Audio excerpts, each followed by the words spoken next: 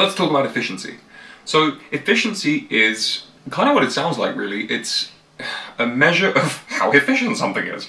But in physics, when we talk about efficiency and the equation for efficiency, it's more of a specific measure, and it's more of a measure of how much, or a ratio of how much useful energy something is producing compared to how much energy I'm putting into it. So if I'm putting in a ton of energy and I'm getting very little useful energy out, like if I put tons of electricity into a light bulb and it's not very bright, then it's very inefficient, right? It's using a lot of energy and it's not really giving much of a useful output, okay?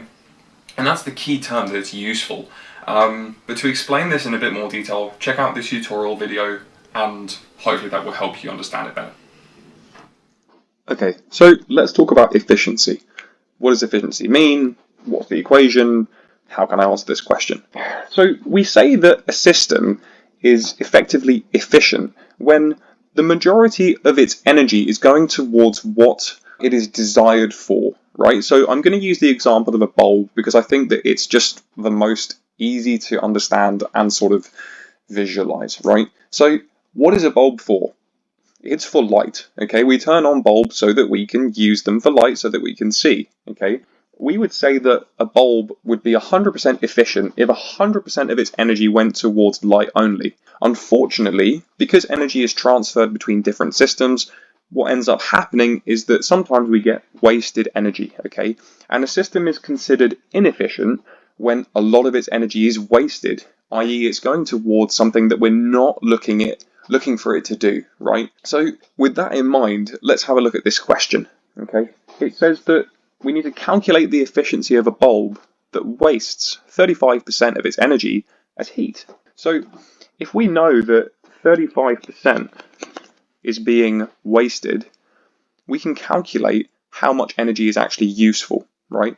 And because it's percent, it means that the input has to equal 100. And that's because it's a percentage. Percent literally means out of 100. Per is out of 100. Out of, okay, and cent means 100. So when you're dealing with a percentage, it means that your input is always 100. Okay, that's something that you need to know. If it's not a percentage, then it's a different input altogether. They might tell you a different input, something like 200 joules or 500 joules input. But if it's a percentage, that you know that your input is 100. Okay, so what is my useful energy? Okay, if my wasted energy is 35 and my input is 100, that must make my useful energy 100 minus 35, which equals 65. Okay, so this is my useful output energy. Brilliant. Let's take that and let's apply it to the efficiency equation. Okay, the efficiency equation is as follows. So we put efficiency, EF for efficiency, is equal to useful output divided by total input times 100. And that's to express it as a percentage. So if we were to substitute our values here, we would say that the efficiency is equal to 65 divided by 100 times 100, which equals 65% efficiency. Okay, and that's how we can use efficiency to calculate these sorts of questions. Okay, so hopefully that helped you understand efficiency a bit more, and how you can relate the equation to some potential problems that you might face. It's pretty simple. Just make sure you don't get those bits mixed up in the equation and you're going to be fine. Please like and subscribe. It helps us grow the channel and helps us get more quantum content to you guys.